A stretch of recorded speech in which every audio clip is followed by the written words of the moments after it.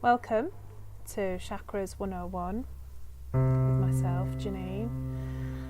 I've decided with this podcast, which I still can't believe I've created, it was kind of really a completely spur of the moment thing, but anyway, thank you. I decided that I wasn't going to go through each chakra, starting with the root chakra, and then working my way up to the crown chakra.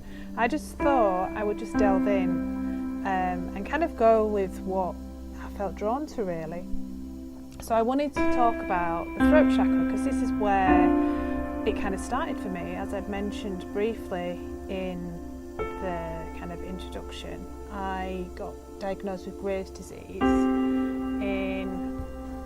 I had all the blood tests in 2017, kind of the August, September 2017, but didn't actually find out that my thyroid levels were double what they should have been until I think it was about October, November, and I just got quite ill quite quickly with Graves' disease. And then I got an official diagnosis in the February, I believe, when I saw the endocrinologist. So Graves is an autoimmune condition, which basically your body starts attacking itself. So in this case, it attacks the thyroid. Now, I was kind of given this diagnosis and said, right, okay, you're going to start taking this medication every day and have blood tests every month. And that was pretty much it, really. So I was a little bit, right, okay. Just didn't know anything about it, didn't know how it had happened.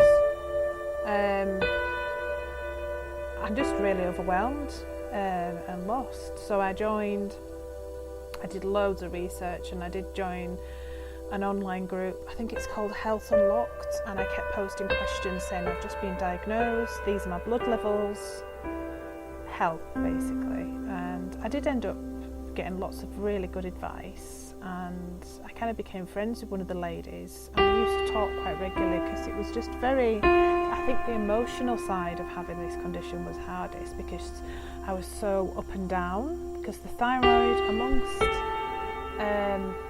controlling your metabolism, so I was hyper.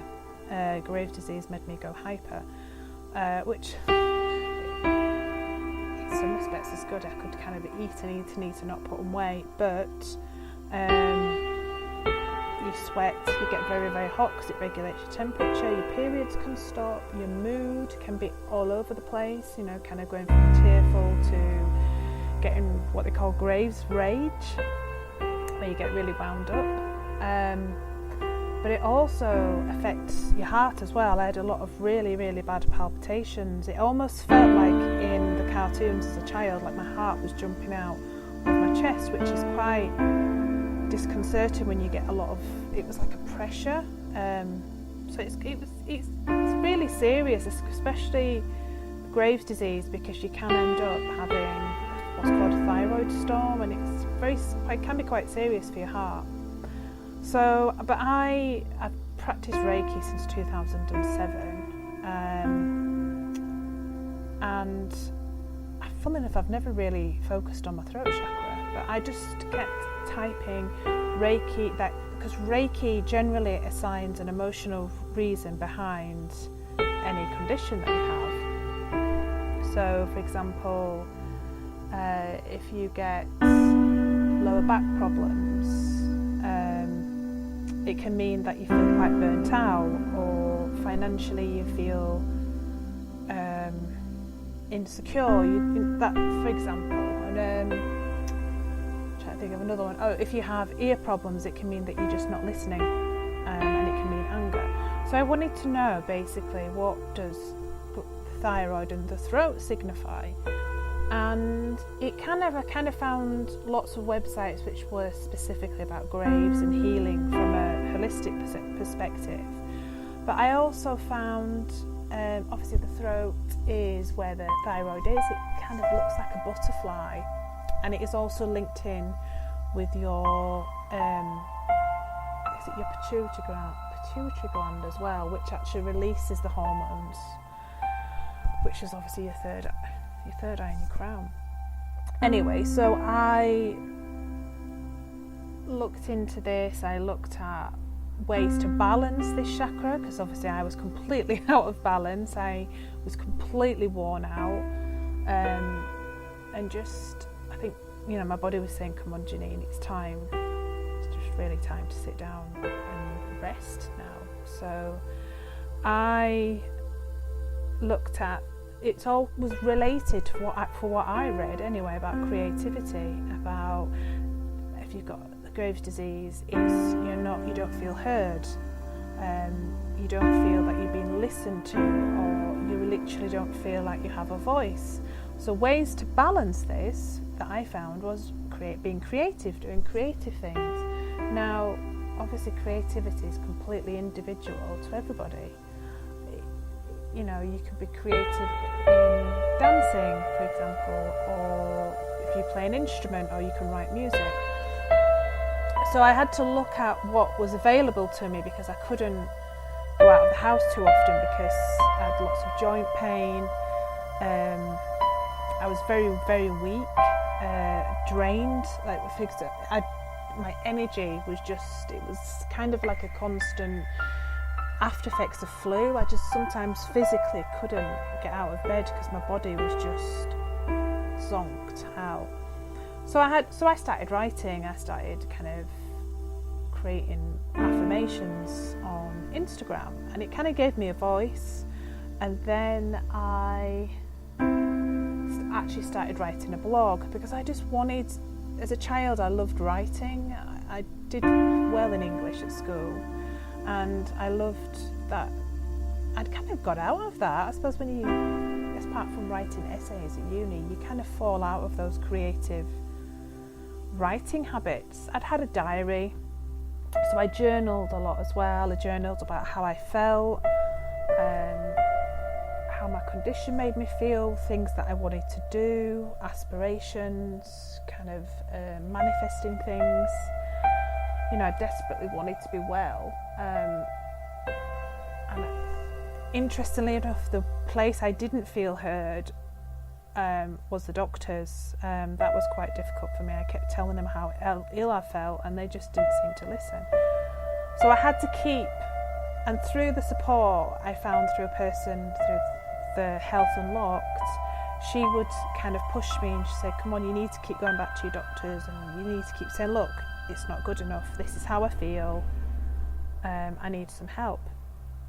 So I did. I kept pushing on and kept just repeating myself. I still do to people. And yeah, I kept writing, and I found it really therapeutic writing. It was just a way to kind of get things out of my head, not all of it, just to talk about different things. I just found it really fulfilling. And I also started making crystal jewellery when I was pregnant with my son. I made a lot of beads in Australia. I was pregnant the majority of the pregnancy was in Australia. So I started making lots of bracelets, and I put them on eBay. Some necklaces and things like that as well. And it was just a way to be creative. Obviously, I've been thinking more about it now. I still write on a blog, not as much as I used to do. But then I've kind of found my way into this podcast, because it's a way of expressing. It certainly gives you a voice, and it is a form of creativity and self-expression, but in a different format, obviously. And it also uses a different part of your brain when you talk about things rather than writing. So this kind of is how it kind of started. So I gradually started reducing the medication, because I did feel terrible taking the medication as well. And I also learned to listen to my body. It's very hard to try to get people to understand as well, but because I still do look fine on the outside, but on the inside I just felt completely terrible. like I was just falling apart. All my people that know me know I've got very thick hair. I lost quite a lot of hair, which was really weird for me. My skin was dry. I just was really dry, and sleep as well. I wasn't sleeping. I don't think I slept properly for about 2 or 3 months. That definitely made the symptoms worse. I always felt better in the summer, but a consequence of having the thyroid condition was I was depleted in vitamin D, and I think it was folic acid. So now I take vitamin D every day. I looked into what vitamins I can use, so I take magnesium, vitamin B complex. I did look at diet as well.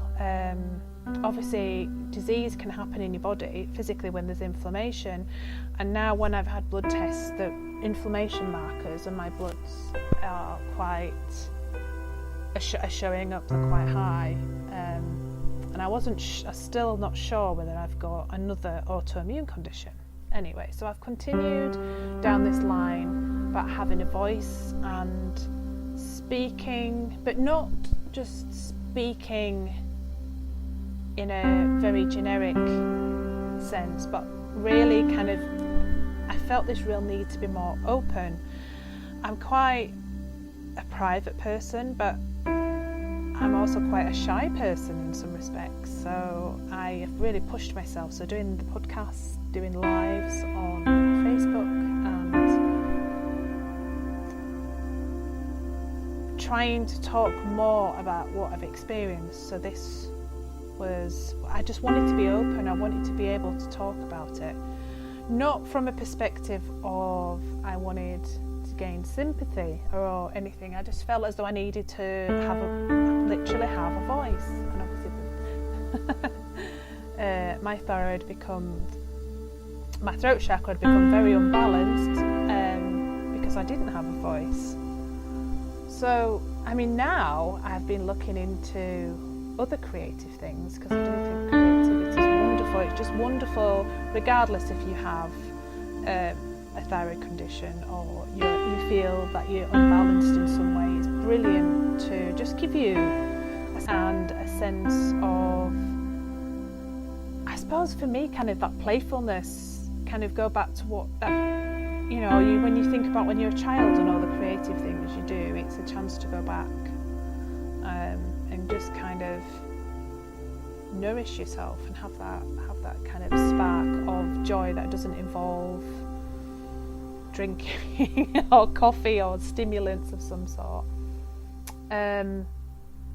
So I have been looking into things like pottery, as in with a potter's wheel, but it's a little bit out of my price range at the minute. But things like jewellery making, in the sense of actually using silver for jewellery making, is something that I'm looking into.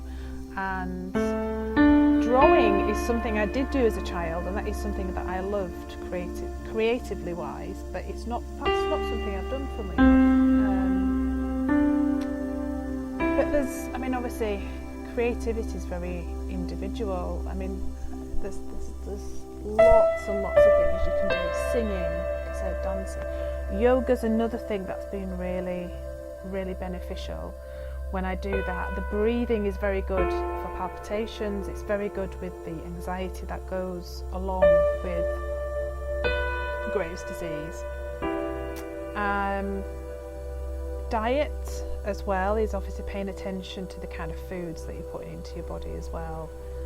And also I was advised to stop smoking. Not that you should really be smoking anyway, but that can, because they don't really know what brings on things like Graves' disease, but they do seem to think that smoking is one of the things that can trigger it. So I stopped smoking. I don't really drink much these days as well, because I just didn't find it was helping with anxiety. But those are the different things that I have done to help balance my thyroid. I'm going to have to do this in 2 parts because I'm running out of time on this podcast. But thank you for listening. But yeah, I will go into the other things you can do for your thyroid. But these are the things that I have personally done which have helped me. So anyway, so thank you and take care.